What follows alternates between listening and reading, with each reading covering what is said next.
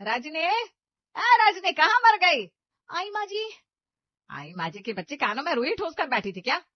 नहीं, वो गाने सुन रही थी? नहीं माँ जी, चाय बना रही थी। चाय क्यों बना रही थी? किसने बोला चाय बनाने को? सुबह सुबह का समय है तो नाश्ते के साथ तो चाय ही बनाई जाती है ना। अब तू मुझे सिखाएगी क्या बनाया जाता है सुबह सुबह? मुझे आज जूस पीना था। अरे मुझे क्या, सबको पीना था, है ना बेटा मोहन? हाँ रजनी, तुम्हें बनाने से पहले पूछना चाहिए। अपने आप को ज्यादा मालकिन समझने लगी हो जो अपनी मर्जी चलाओगी। लेकिन रोज तो चाय ही बनती है, आज तक कभी जूस नहीं बना। क्योंकि भाभी आपने कभी जूस बनाने की जहमत ही नहीं ली। सही बात, जैसे आज तक एक बच्चा नहीं पैदा कर पाई, 2 साल हो गए शादी को। अरे पर यहाँ खड़ी होकर बातें बनाने से अच्छा है जाकर जूस बना लो। जबान इतनी लंबी है, बस चले ही जा रही है, चले ही जा रही है। रजनी के ससुराल वाले उसे रोज इसी तरह मानसिक रूप से प्रताड़ित किया करते थे। उसकी सास उसे ताने देती ही थी, लेकिन सास के साथ साथ उसका पति मोहन और ननद प्रिया भी कम नहीं थे। और ये सब इसलिए क्योंकि वो दहेज में कार नहीं लाई थी और शादी के 2 साल बाद अभी तक उसका कोई बच्चा नहीं हुआ था। फिलहाल रजनी चुपचाप रसोई में जाकर जूस बनाती है और प्लेट में नाश्ता सजाकर ट्रे लेकर बाहर आती है। लीजिए माँ जी जूस। अब ये देखना पड़ेगा कि जूस मीठा है या बस रंग मिला दिया है। हाँ माँ, भाभी के हाथ का बना तो जहर भी फीका लगे। इतना भी बुरा नहीं है, लेकिन खार जितना स्वाद नहीं है इसमें। कार? अच्छा रजनी, तुम मायके से क्या क्या लाई थी, याद है तुझे? माँ, वो सड़ी गली अलमारी जो खोलते ही डर लगने लगता है। और वो मिक्सचर 2 बार में ही जल गया, जैसे हमारी किस्मत जल चुकी है। और बच्चा, वो तो अब तक आया ही नहीं। हमारी तो हंसी उड़ती है समाज में। आप लोग ऐसा क्यों कर रहे हैं मेरे साथ? मेरे घर वालों ने पहले ही कह दिया था कि हम कार नहीं दे सकते और बच्चा होना वो सिर्फ मेरे बस में नहीं है। तूने ये कैसी बात करती सबके सामने, है? शर्म नहीं आई तुझे? बहू के नाम पर कलंक है, कलंक। कम से कम दहेज की बात तो मत कीजिए। मैं कुछ नहीं लाई क्या? सारा फर्नीचर, साड़ियाँ, गहने। हाँ लेकिन कार कहाँ है जो सबसे ज्यादा मैं चाहता था? क्या करूं उस सड़ी हुई बाइक का जो तू लाई है? मोहल्ले में सबके पास कार है और हमने सबको बताया था कि कार आएगी, लेकिन तूने 2 कौड़ी की बाइक देकर हमें नीचा दिखा दिया। और अभी पिछले हफ्ते रामू भैया की शादी हुई, उनकी बीवी तो नई नकोर सिडान कार लाई है। स्टाइल देखो उसकी। अरे कहाँ हो भाभी, भगवान बचाए ऐसे कंजूस खानदान से। रजनी अपनी बात रखने की कोशिश करती है लेकिन कोई नहीं सुनता। सब उस पर चिल्लाते रहते हैं। वो डर के मारे 2 कदम पीछे हटती है और बेहोश होकर जमीन पर गिर पड़ती है। सब थोड़ी देर चुप हो जाते हैं, फिर सविता नाक चढ़ाकर बोलती है, अब नाटक शुरू। ये तो रोज की आदत बन गई इसकी। अरे कोई पानी लाओ, ड्रामा क्वीन कहीं की। रजनी के ससुराल वाले इतने निर्दयी थे कि उन्हें उसका बेहोश होना भी नाटक लगता था। रजनी की सेहत भी दिन पर दिन गिरती जा रही थी। इसी दौरान एक दिन मोहन की ममता बुआ घर आती है तो रजनी उनके लिए नाश्ता और चाय लेकर आती है। अरे वाह रजनी बहू, क्या चाय बनाई है, स्वाद तो बढ़िया है। आपके लिए शायद अच्छी चाय बना दी होगी, हमारे लिए तो ऐसी चाय बनाती है लगता है नाली की पानी से बनाई है। सच में? और नहीं तो क्या, इसके ढोंग पर ना जाना। आपको पता है कब से इससे एक कार के लिए कह रहे हैं, लेकिन इसके कान पर जूं तक नहीं देंगी। और बच्चा करना तो मुझे इसके बस की बात ही नहीं लग रही। ये तो सच कहा। कैसी लप्पू झन्नासी तो है, बच्चा पैदा करेगी तो भगवान को ही प्यारी हो जाएगी। सब हंसते हैं। रजनी अंदर ही अंदर खुद से कहती है, अब बहुत हुआ, अब बर्दाश्त नहीं होगा। ये लोग मुझे इंसान ही नहीं समझते। मैं बच्चा पैदा नहीं कर सकती। कभी अपने बेटे का टेस्ट करा के देखे तो असलियत पता चलेगी। रजनी कमरे में चली गई। वो तकिए में मुंह छिपाकर सुबकने लगी। उसका मोबाइल पास में ही था। वो कांपते हाथों से अपनी सहेली पूजा को कॉल लगाती है। पूजा। अरे रजनी, तू रो रही है, क्या हुआ? मैं अब और नहीं सह सकती यार, ये लोग मुझे खा जाएंगे किसी दिन। साफ साफ बता क्या हुआ है। रजनी फूट फूट कर रोने लगती है और सारी बात बताती है। सास के ताने, मोहन का तिरस्कार, दहेज की बातें, बच्चा ना होने की तानेबाजी, सब कुछ। तुझे मैं पहले ही कहती थी कि ये लोग अच्छे नहीं है, तू सुनती कहाँ थी? देख, आज नहीं तो कल ये लोग तुझे जिंदा जला देंगे, ऐसे ही लोग होते हैं ये। नहीं नहीं पूजा, ऐसा मत बोल। लेकिन तू शायद सही कह रही है। मेरी एक बात मान, कल ही मायके चली जा। तू इंसान है, पैर की जूती नहीं है कि हर कोई रगड़ता रहे। रजनी की आंखों में उदासी के साथ गुस्सा भी आता है। वो गहरी सांस लेती है और कहती है, हाँ, अब और नहीं सह सकती, चली जाऊंगी मैं। चली जाओ। अगली सुबह ड्राइंग रूम में रजनी धीरे धीरे हिम्मत जुटाते हुए कहती है, माँ जी, मोहन जी, मैं कुछ दिनों के लिए मायके जा रही हूँ। हाँ तो मैं क्या करूं? मैं ऑफिस के लिए निकल रहा हूँ। अरे वाह, अब जाने से पहले पूछने की भी जरूरत नहीं रही। हाँ माँ, भाभी तो रानी लक्ष्मीबाई बन गई है, जब चाहे जाए जब चाहे लौटे। ठीक है, चली जा, लेकिन सुन ले रजनी, अब तभी लौट कर आना जब गाड़ी लेकर आए, वरना तेरे लिए इस घर में अब कोई जगह नहीं है। नमस्ते माँ जी। ठीक है, नमस्ते नमस्ते। रजनी भारी मन से अपने मायके पहुंचती है। दरवाजा खुलता है। उसकी माँ शांति, भाई रोहन और भाभी गौरी खुशी से रजनी को देखकर झूम पड़ते हैं। अरे मेरी बच्ची, तू तो अचानक आ गई, क्या सरप्राइज दिया है तूने? ओहो, रजनी आ गई, चलो अब घर में रौनक बढ़ेगी। हम आपको बहुत मिस कर रहे थे दीदी, जल्दी आइए, मैं आपके लिए आलू के पराठे बनाती हूँ। रजनी हल्की मुस्कान देती है। उसके अंदर का दर्द अभी भी छुपा हुआ है, लेकिन माहौल उसे थोड़ी राहत देता है। वो आज बहुत दिनों बाद हंस रही थी। रजनी, याद है जब मैं तुम्हें स्कूल में छोड़ने जाता था, तुम कितना रोती थी और आप रास्ते में गोलगप्पे खिलाकर मुझे चुप करवाते थे। आज भी वैसा ही प्यार है तुम लोगों के बीच, नजर ना लगे किसी की। रजनी मुस्कुराती है। वो सोचती है कितने दिन बाद उसने एक अच्छा दिन देखा है। फिर अगली सुबह रजनी बैठी होती है तो थोड़ा उदास हो जाती है। उसकी उदासी देखकर शांति कहती है, क्या हुआ रजनी बेटा, सुबह से ऐसे क्यों बैठी है? कल तो बड़ी खुश दिख रही थी तू। माँ, वो ससुराल में जो हो रहा था मैं अब छिपा नहीं सकती। क्या हुआ तेरे ससुराल में, बता मुझे। फिर वो सब कुछ बता देती है। हर अपमान, हर ताना, हर घुटन। शांति थोड़ी देर चुप रहती है, फिर ठंडी सांस लेकर कहती है, देख बेटा, पति पत्नी में ऐसे छोटे मोटे झगड़े तो होते ही रहते हैं, और रही दहेज की बात, हमने तो पहले ही कह दिया था कि गाड़ी नहीं देंगे। तू जाकर बात कर, समझा, वो तेरी बात समझ जाएंगे।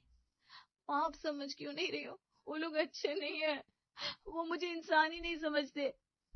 देख बेटा, 2 दिन बाद लौट जाना, सब ठीक हो जाएगा, सोच समझ कर व्यवहार करना। हाँ? रजनी चुप हो जाती है। वो जानती है कि माँ उसकी पीड़ा नहीं समझ पा रही। उसे अंदर ही अंदर चोट लगती है। 2 दिन तो उसके अच्छे गुजर जाते हैं मायके में, लेकिन उसके बाद एक दिन जब गौरी और रोहन बाजार जाने की तैयारी कर रहे थे तो वो कहती है, भैया भाभी, मैं भी चलूं बाजार? अरे ये हमारा टाइम है, प्लीज आप बीच में बताइए, हम दोनों का थोड़ा अकेला समय होता है। गौरी का ऐसा जवाब सुनकर रजनी हक्का बक्का रह जाती है। वो धीरे धीरे अपने कमरे में चली जाती है और दरवाजा बंद करके रोने लगती है। उसी समय रोहन दरवाजा खटखटाता है। अरे रजनी, चलो ना, तुम भी हमारे साथ चलो, मस्ती करेंगे। नहीं, आप लोग जाइए, मैं ठीक हूँ। अरे चलो भी, वो तो मैंने ऐसे इरिटेट होकर कह दिया क्योंकि इनसे कुछ लड़ाई हुई थी। रजनी उन लोगों की बात मानकर बाहर आती है और उनके साथ बाजार जाती है, लेकिन वो समझ चुकी थी कि अब उसके मायके वाले भी उससे चिढ़ रहे हैं और ये डिनर के बाद साबित भी हो जाता है। रोहन, खाना तो हो गया, अब एक छोटी सी फरमाइश है। हाँ बोलो। जरा बाजार से मेरे लिए एक छोटी सी आइसक्रीम ले आओ ना, बड़ी इच्छा हो रही है। आइसक्रीम? अभी मैं नहीं जा रहा। अरे भैया, कहाँ ज्यादा दूर है, 2 मिनट का तो रास्ता है। आप नहीं समझेगी दीदी, आपके आने से पहले ही हमारे खर्चे ज्यादा हो गए।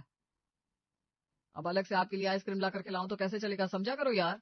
रजनी का चेहरा उतर जाता है, उसकी आवाज भर्राने लगती है। मैंने तो बस 10 रुपए की आइसक्रीम मांगी थी, क्या इससे भी किसी का बजट बिगड़ जाता है? तभी गौरी रसोई से निकलती है। चेहरे पर तंज भरी मुस्कान थी। बूंद बूंद से ही तो सागर बनता है, आप क्या जाने। आप तो अपना घर छोड़कर यहाँ आ गई, अब जो है बस हम पर ही बोझ बनकर रह गई है। रजनी सन्न रह जाती है। उसे अपनी भाभी की ये बात बिल्कुल हजम नहीं होती। भाभी, ये मेरा भी घर है, आप तो ऐसे कह रही हो जैसे। बस कर रजनी, हर बात का जवाब देना जरूरी नहीं होता, चुप रहना सीख। पर मम्मी, तुझे समझ में नहीं आ रहा? रजनी सिर्फ हर्ट नहीं बल्कि हैरान भी थी। वो आंखों में आंसू और दिल में घुटन लिए अपने कमरे में चली जाती है। अगर ससुराल वापस जा सकती होती तो यहाँ एक पल ना रुकती, पर क्या करूं, मेरा भाग्य भगवान ने जाने किस स्याही से लिखा है। रजनी की रात रोते रोते कट गई। फिर अगले दिन शांति और गौरी आंगन में बैठी थी, तभी पड़ोसन माला घर में दाखिल होती है। अरे शांति, कैसी है बहन? तुझसे ये नहीं होता कि माला का हालचाल पूछ ले जाकर?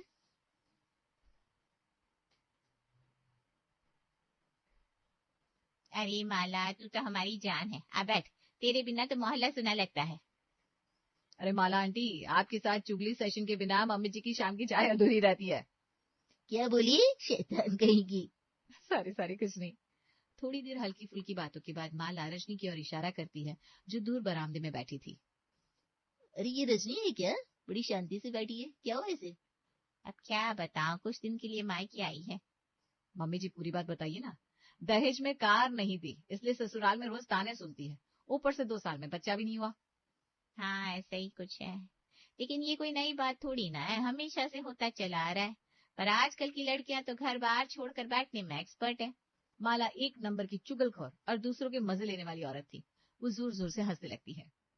वाह वाह, क्या बात है। अब तो बहुएं मायके आकर ही टिकने लगी है, हद है। और तुम लोग तो जैसे अनाथालय चला रहे हो। अरे क्या बताएं बस। रजनी सब सुन रही थी, उसकी आंखें भर आई, दिल जैसे चूर चूर हो गया। माला ये सारी बात करके हंसते हुए चली जाती है और उसके बाद रजनी शांति से कहती है, माँ, आपने मेरी सारी बातें अपनी पड़ोसन को क्यों बता दी? आपने देखा नहीं वो मेरा मजाक उड़ा रही थी। तो क्या हुआ, माला सिर्फ मेरी पड़ोसन नहीं, मेरी सहेली भी है। सब कुछ शेयर करती हूँ मैं उससे। और उन्होंने कुछ गलत भी तो नहीं कहा? जो लड़की अपने ससुराल को छोड़कर मायके आकर बैठ जाए, उसके बारे में बातें तो होंगी। रजनी की आंखों में आग और पानी दोनों एक साथ उतर आए। थोड़ी देर बहस होती है, लेकिन अंत में शांति बात को टाल देती है। इन सारी बातों का कोई फायदा नहीं, बहस बंद करो अब। हाँ, और नहीं तो क्या। वैसे दीदी, अब आप जाकर खाना बना लीजिए। ठीक है, मैं सब्जी बना देती हूँ। रोटियां तो आपने बनाई नहीं होंगी ना? नहीं दीदी, मैं तो बाजार चली गई थी। रोटियां भी आप ही बना लीजिए। वैसे भी आपके पास और क्या काम है? रजनी एक पल को गम और गुस्से के बीच झुल जाती है, लेकिन कुछ कहती नहीं। चुपचाप रसोई की ओर बढ़ जाती है। रजनी मौका पाकर अपनी माँ से बात करती है। माँ, आपको सच में लगता है कि जो कुछ भी हो रहा है मेरे साथ, वो सब ठीक है? सब ठीक ही तो है, खाने को मिल रहा है, छत है, और क्या चाहिए। रिश्तों में थोड़ा बहुत तो चलता है। लेकिन माँ, मैं भी तो इस घर की हूँ, मेरी कोई अहमियत है या नहीं? इतने में गौरी की ठंडी पर चुभती आवाज आती है। ओहो, इस हिसाब से तो मैं भी अपने मायके में ही हूँ, है ना? चलिए फिर मैं भी चल देती हूँ, सबका हिसाब बराबर। गौरी, तुम बात को घुमा रही हो। और तुम तो इस घर में सिर्फ रहने आई हो, मालिक बनने नहीं। आवाज ऊंची होने लगती है, बहस तेज हो जाती है। तुम मुझे घर से अलग कर रही हो, मानो मैं कोई बोझ हूँ। ये मेरा भी मायका है, मेरी भी परवरिश यही हुई है। तो क्या हर बार जब तुम्हारे ससुराल में कुछ गलत होगा तुम यहाँ का डेरा डाल दोगी? हमारे घर की जिम्मेदारी क्या हम छोड़ दें? बात बिगड़ने लगती है, तभी रोहन ऑफिस से लौटता है। ये क्या तमाशा लगा रखा है? रोहन तो सही समय पर आया है, देखना ये रजनी क्या क्या कह रही है। मैं तो बस सच कह रही थी। देखो रजनी, शादी के बाद एक लड़की का घर उसका ससुराल होता है, मायका नहीं। तो मतलब हमने तुम्हें यहाँ रुकने दिया, यही बात है। अब हर बात पर यहाँ खड़े होकर बहस करोगी, हमारे घर में झगड़ा करोगी, कलेश फैलाओगी। रजनी अवाक खड़ी रह जाती है, उसकी आंखें भर आती है। वो चुपचाप अपने कमरे में चली जाती है और उस रात वो लगातार रोती रहती है, बिना आवाज के, बिना शिकायत के। फिर अगली सुबह वो उठती है, चुपचाप अपना सामान पैक करती है, घर की चौखट पर खड़ी होती है। सब इकट्ठा हो जाते हैं। मैं वापस जा रही हूँ। बेटा, अगर हमने कुछ गलत कहा हो तो माफ कर देना, लेकिन जो कहा वो समझदारी से ही कहा। हाँ दीदी, वही सही है, भावनाओं में नहीं, दिमाग से सोचो। रजनी कुछ नहीं कहती, बस हाथ जोड़कर नमस्ते करती है और चली जाती है। 1 महीना गुजर जाता है। शांति रोहन से कहती है, रोहन, बहुत दिन हो गए, रजनी से कोई बात नहीं हुई, चलो ना मिलकर आते हैं। ठीक है माँ। शांति, रोहन और गौरी रजनी के ससुराल जाते हैं। अरे आप लोग कैसे आना हुआ? बस रजनी से मिलने आए थे, बहुत दिन हो गए तो। रजनी? वो तो यहाँ नहीं आई, हमें लगा वो आपके पास है। क्या? लेकिन वो तो 1 महीना पहले हमसे कहकर निकली थी वो ससुराल वापस जा रही है। हमें लगा वो वही होगी। अब क्या करें? बात बढ़ जाती है, झगड़ा शुरू हो जाता है। आपकी वजह से हमारी बेटी का हाल ऐसा हुआ है। हमारी वजह से? वो तो आपके पास थी, आप ही बताइए कहाँ है वो। गुस्से में बात इतनी बढ़ती है कि शांति, रोहन और गौरी पुलिस स्टेशन चले जाते हैं। साहब, मेरी बेटी को उसके ससुराल वालों ने दहेज के लिए परेशान किया, बच्चे के लिए ताने दिए, अब वो कहीं चली गई है। अच्छा, हम रिपोर्ट दर्ज करते हैं। पुलिस सविता और मोहन को थाने बुलाती है। हम तो खुद परेशान है साहब, वो हमारे पास नहीं आई, हम ही उसकी रिपोर्ट लिखवाने वाले थे। लेकिन आपके खिलाफ शिकायत दर्ज हुई है, दहेज उत्पीड़न और मानसिक प्रताड़ना की। जैसे ही पुलिस उन्हें हिरासत में लेने लगती है, तभी रजनी अपनी सहेली पूजा के साथ वहां आती है। रजनी? रजनी? मैं अपने मायके से नहीं, अपनी सहेली पूजा के पास थी पिछले 1 महीने से। मैंने इसे सहारा दिया क्योंकि इसके पास और कोई नहीं था। इसके ससुराल वालों ने इसे दहेज और बच्चा ना होने पर सताया और मायके वालों ने इसे ताना मारा कि वो अब इस घर की नहीं रही। तो मतलब दहेज वाली बात सच है? हवालदार, इन्हें अंदर डालो। 1 मिनट, सिर्फ इन्हें नहीं, मेरे मायके वालों को भी ले जाइए। रजनी, क्या कह रही है तू? वही जो आपने सुना।